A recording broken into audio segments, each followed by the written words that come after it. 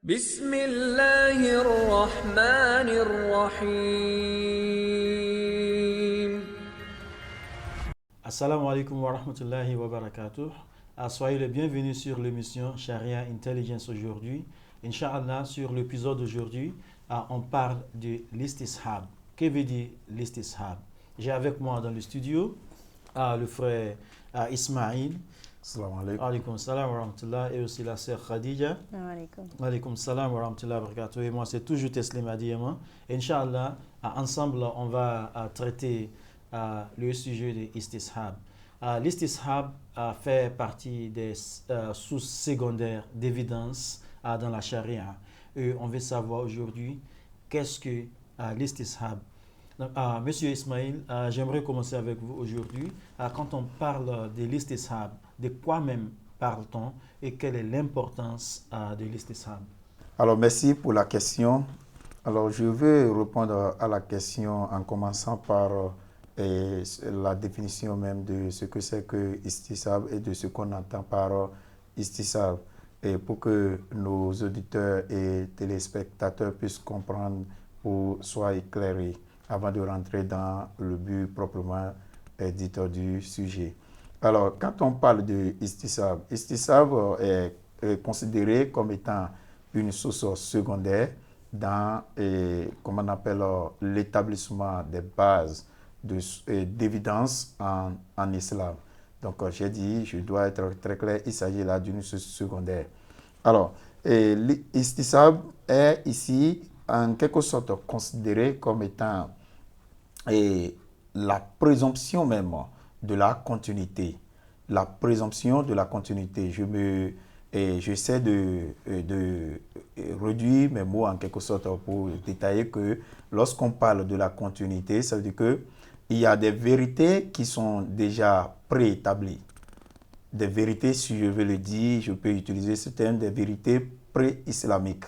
Ça veut dire que ces vérités étaient déjà établies avant et par certains prophètes, si je peux les appeler comme ça, ont été révélés et qu'ils étaient là comme étant des vérités. Et qui, par la suite, lorsque l'islam est venu, a continué comme on appelle, ou bien a essayé de les prolonger. Donc, et lorsqu'on parle de istishab ici, on prend ces vérités-là, ces vérités et ces révélations-là, on les prend comme étant une source de base parce que on a besoin, des fois, lorsque nous sommes dans la justification ou dans le développement de nos fatwas, on a nécessairement besoin de ces vérités-là, de ces révélations, excusez-moi, pour pouvoir parfaire ou pour pouvoir éclairer le commun des mortels. Donc, retenez ici que lorsqu'on parle de istishab, on est en train de faire allusion à la présomption de la continuité, le fait de sauvegarder les révélations pré-islamiques. Donc, ce sont des révélations pré-islamiques, ce sont des vérités qui existaient déjà avant même l'ascension du prophète sallallahu alayhi wa sallam. Donc, partant même de la définition, après la clarification de ce que nous comprenons par istishab, il est très très important de souligner aussi son importance dans l'enjeu même de la requête et d'établissement des bases et d'évidence. Donc, istishab semble être une base très très importante dans la requête de la recherche même des bases d'évidence dans la jurisprudence islamique, parce que lorsque on parle de istishab, vous voyez les révélations anciennes et ce qui a été relevé, il y a parmi celles-là, celles qui ont toujours leur poids et que juste à l'heure actuelle, il n'y a aucune évidence, aucune preuve qui nous montre que oui, juste à l'heure, et ces vérités-là ne sont plus, comme on appelle, non plus leur importance. Ou bien, par la suite, avec l'ascension du prophète sallallahu alayhi wa sallam, il a été dit que oui, ce qui a été dit à tel niveau n'est plus valable. Donc, juste à preuve de contraire, s'il n'y a pas une évidence qui nous montre que ces vérités ne sont plus des vérités auxquelles nous pouvons nous, comme on appelle, fier dans le développement de notre foi, toi, ça veut dire que ce sont des vérités qui ont traversé le temps. Ça veut dire que ces vérités-là sont encore une valeur. Donc, et l'heure important, c'est que jusqu'à l'heure où nous parlons, il n'y a pas encore une preuve, il n'y a pas encore une évidence qui les balaie du revers de la main, tout comme si ce sont des vérités qui ne tiennent plus. Donc, c'est là même on peut parler de l'importance de istisab dans, comme on appelle, l'élaboration des principes de base islamiques. Alors, sortant de là pour justifier pourquoi, comme on appelle, istisab est considéré comme étant une source d'évidence, c'est-à-dire une base auquel nous pouvons faire refaire et présenter ça sous forme de preuves, et que les preuves sont très claires, même, comme on appelle, il y a comme on appelle, des passages ou des versets qu'on peut, qui sont récités, qui ont déjà leur valeur, qui ont traversé le temps. Et surtout lorsqu'il s'agit des questions au niveau de, comme on appelle, la permissibilité. Alors, même lorsque je veux paraphraser en quelque sorte ce qui a été dit, lorsque on dit que tout ce qui existe sur la terre et dans le ciel, on a créé, qu'on peut dominer tous les êtres de la terre. C'est-à-dire que c'est une vérité qui a traversé le temps et que jusqu'à présent, il n'y a pas encore une preuve tangible ou bien tranchée par le Coran et la sunna du prophète sallallahu alayhi wa sallam qui démontre que tout ce qui est dans la nature n'est pas à notre possession. Donc, jusqu'à l'heure, il est clair que ce qui est sur la nature, ce qui est sur la terre est à la disposition de l'homme.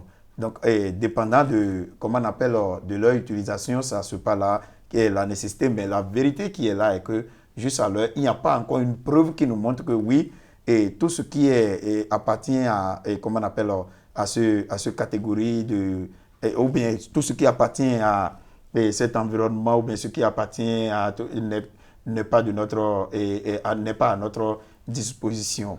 Alors, un autre exemple que je voulais utiliser ici comme étant preuve qu'il y a une vérité qui, juste là, n'a pas été contredite, juste, malgré les preuves de... Lorsqu'on dit que lorsque vous dégagez l'air,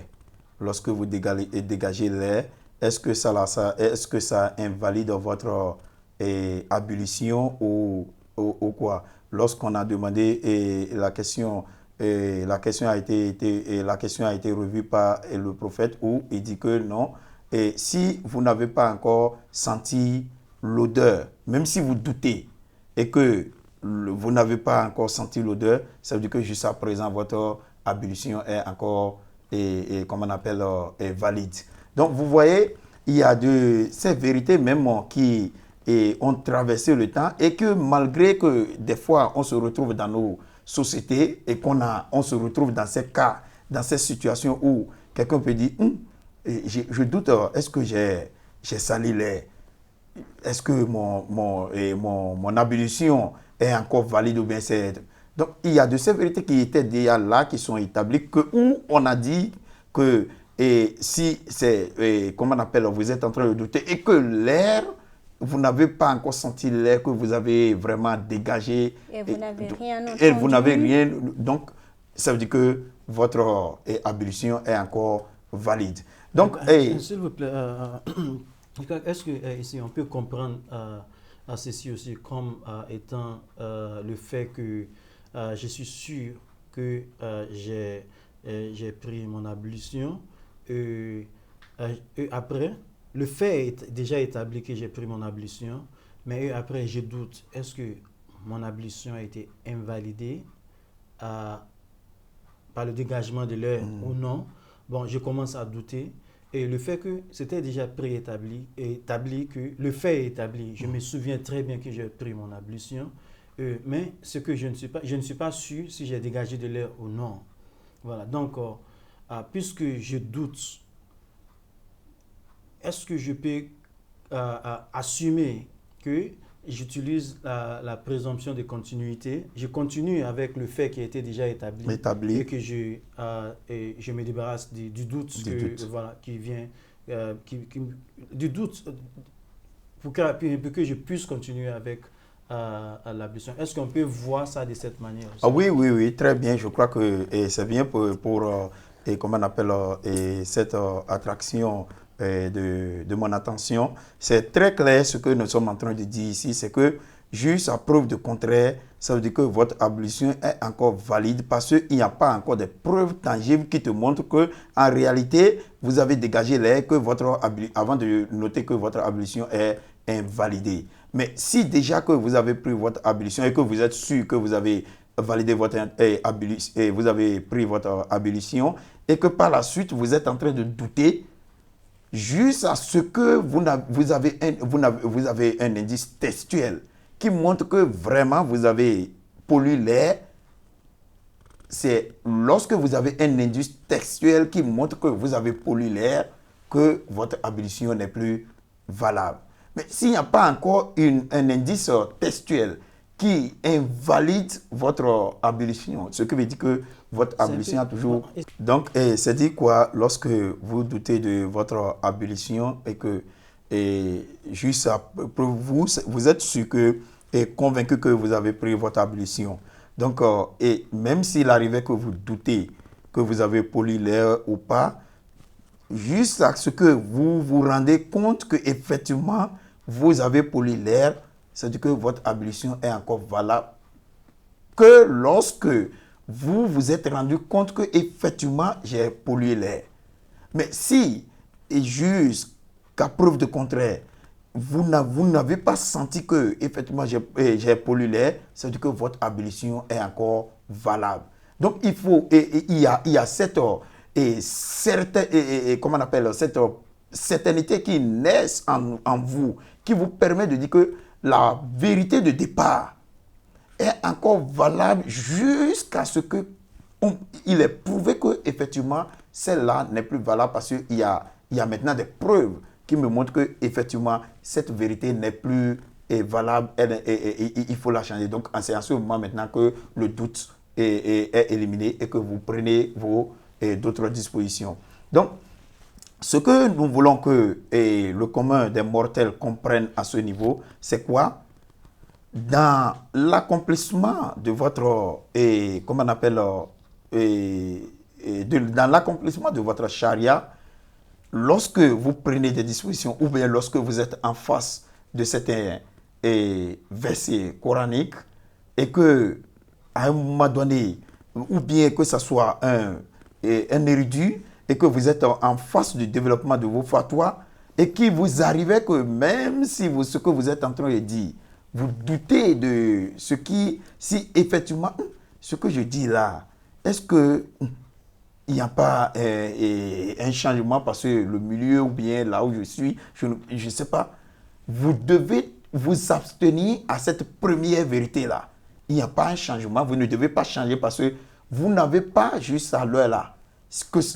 Du Coran, vous n'avez pas un indice textuel et vous n'avez pas encore une preuve qui dit que ça là, ce n'est plus valable. Donc, ça veut dire que jusqu'à ce qu'une évidence vous arrive qui maintenant efface celle que vous connaissez au départ, ça veut dire que vous continuez avec votre foi de départ, vous continuez avec cette vérité que vous savez qui existait préalablement. Donc voilà là où on doit comprendre comment on appelle ce pourquoi l'istisab peut être considéré aussi comme une source d'évidence dans l'élaboration des lois islamiques. Donc, l'istisab nous donne une sorte de certainité parce qu'on est certain que c'est comme ça et que s'il n'y a plus une preuve, on continue avec la vérité de départ. Donc, voilà un peu la petite clarification que je vais faire à ce niveau. Donc, merci beaucoup. Et très vite, je vais venir à la sœur. Est-ce que vous pouvez nous donner des exemples qui dérivent des règles du istishab dans la charia? Merci beaucoup. d'abord, nous avons la présomption de ce que nous savions avant le status quo, comme il a donné l'exemple de l'ablution. Nous continuons à présumer ce que nous savions avant. Une personne qui est mariée est présumée de rester mariée, sauf quand il y a une preuve très valable. Quelqu'un qui est perdu, nous présumions qu'il n'est pas encore mort, sauf quand on a la preuve qu'il est mort. Et aussi, il y a la présomption de la pureté. La présomption, c'est que tout aliment est pur, sauf les nourritures qu'on a preuve que oui, ça, ce n'est plus pur. Ou même dans l'aspect de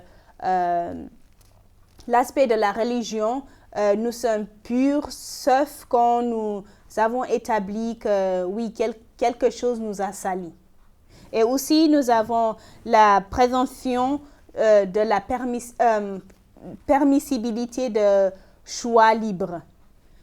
Nous sommes libres de voyager, nous sommes libres de la migration, nous sommes libres de la transaction, sauf quand il y a preuve que cela ne peut pas être fait.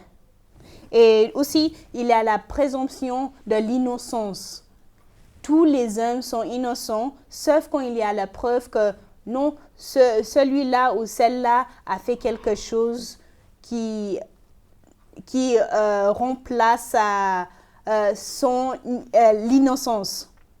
Et aussi, il y a la présomption que chacun, quelqu'un qui est coupable. Les juristes utilisent la présomption que non, il est innocent, sauf quand il y a la preuve que oui, il est vraiment coupable. Aussi, il y a la présomption de l'obligation. C'est présumé que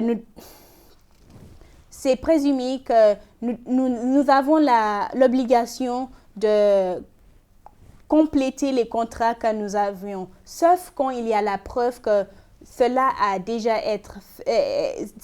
déjà fait. Et aussi, il y a la présomption de la langue littérale quand nous parlions. Pour exemple, un homme dit j'ai battu ma femme. La présomption, c'est il a vraiment battu sa femme et non pas que nous allons commencer à penser non, peut-être c'était dans un jeu. Non, il ne parle pas de la battre avec la main, mais non. Nous prenions le sens littéral directement. Nous avons aussi la présomption de la vie est sacrée. Tout le monde a le droit à la vie, sauf quand il y a une preuve que non, il a tué quelqu'un, alors nous devons lui aussi le tuer. Ou peut-être la vie d'un animal est plus sacrée, comme peut-être il y a la famine où les gens ont faim, on a besoin de la nourriture. C'est là qu'on peut décider de tuer l'animal. Merci beaucoup. Donc, merci beaucoup. Donc, ce que je vois, c'est que quand on parle de présomption de continuité, de présomption légale, il y a toujours un statu quo qu'on doit tous comprendre avant de faire des critiques, avant de prendre les décisions. Et ces statu quo restent toujours en tant qu'ils sont dans l'originalité. On les change seulement quand on a des évidences qui prouvent qu'on peut vraiment les changer. Vous nous avez donné vous avez énuméré une dizaine d'exemples qui prouvent que dans l'islam reconnaît le statu quo au fur et à mesure que ce statu quo n'est pas contre les règles, les enseignements de l'islam. Donc, par exemple, vous nous donnez la vie. Il faut considérer la vie comme étant sacrée. Donc, ce qui veut dire une personne, on ne doit pas voir une personne et dire tuer cette personne. Non. Dans l'islam, la vie de cette personne est sacrée, à moins que la personne devient un danger au bien public, donc on peut éliminer cette personne parce que la personne devient un danger pour la société. Donc aussi, vous avez donné des exemples. Ce que moi je vais retirer ici, c'est qu'il y a toujours un statu quo. Et en tant que musulman, il faut savoir quel est le statu quo dans une situation. C'est par là qu'on peut commencer notre recherche pour savoir est-ce qu'il y a des évidences qui disent qu'on peut changer en ce moment, dans ce contexte, le statu quo ou non, laisser le statu quo en tant qu'il est. Merci beaucoup pour cela. Merci. Je crois, pour en finir, M. Ismail, on sait toujours que sur toutes les évidences, sur toutes les sources secondaires de la charia, il y a toujours quelques divergences d'opinion sur chaque élément des sources secondaires. Est-ce que vous pouvez nous donner des exemples des différentes opinions et aussi pourquoi est-ce qu'il y a des différentes opinions, surtout sur l'istishab? Alors, merci beaucoup. Et l'ambiguïté de l'istishab commence déjà à partir de sa nature présomptive. Donc, je veux dire par là que il s'agit là d'une question de présomption. Il y a une vérité qui existait déjà et qu'il faut, lorsque une nouvelle s'établisse, il faut voir s'il y a des preuves tangibles pour pouvoir effacer celles que nous connaissons et que nous avons comme foi. Alors, il y a toujours cette divergence qui naissent parmi les différentes écoles ou bien même les savants et dans le domaine islamique. Ici, la première différence se fait remarquer même au niveau des écoles comment on appelle, de hauts noms que nous connaissons généralement en islam. L'école, par exemple, de Shafi et de Zahiri n'ont pas la même conviction, n'ont pas vu, comment on appelle la présomption comme étant comment on appelle une source d'évidence que l'école de Maliki et de Hanafi. Maliki et Hanafi, on l'a déjà souligné, se sont beaucoup plus intéressés aux coutumes. Ils se sont beaucoup plus intéressés aux coutumes, c'est-à-dire les ouf, comme on a précédemment dit dans l'épisode passé. Eux se sont beaucoup plus intéressés aux coutumes, parce que les coutumes sont aussi des normes retrouvées, l'ensemble de des pratiques que nous avons vues et qui étaient déjà existantes. Donc, Shafi et Zahiri préfèrent, comment on appelle, la présomption que même les ouf. Donc, il y a cette bataille. Et qu'est-ce qui crée cette bataille?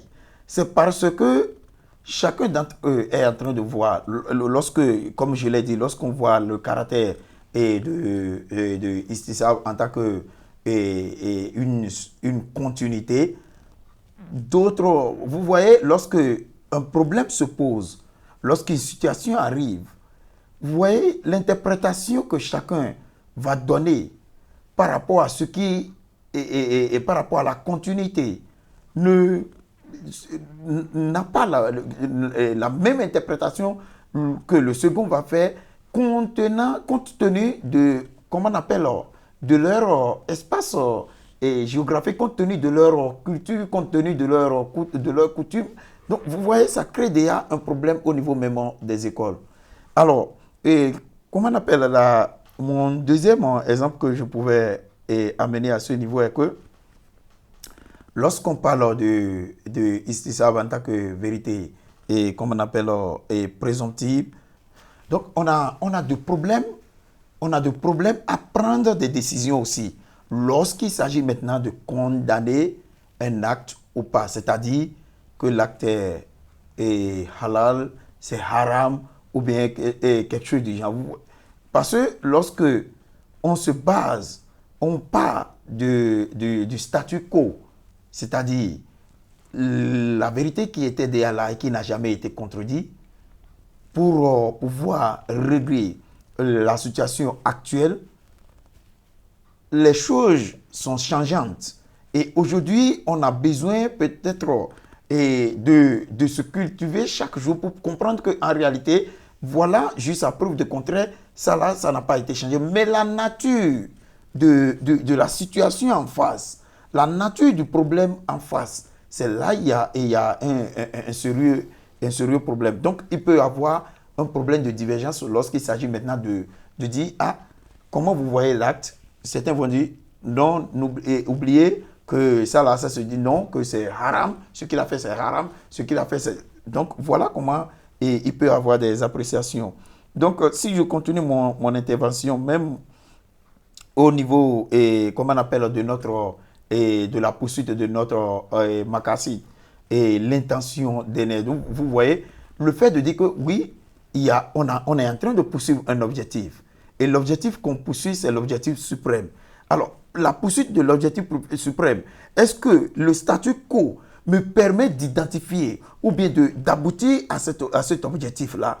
Donc, il y a un problème d'autres, parce que à cause de leurs fins personnelles, à cause de leurs intérêts personnels, ne veulent pas voir l'importance même du statu quo et veulent coûte que coûte atteindre leur objectif. Donc, même dans l'établissement même de notre makassid, l'istisab semble être très indispensable parce qu'elle nous permet de ne pas dérailler, de savoir qu'il y a quand même une preuve, même si la preuve est pré-islamique, elle est encore là, ou même si c'est une preuve islamique, il y a une évidence qui n'est pas encore été touchée. Le Coran n'a jamais apporté une preuve et une nouvelle preuve.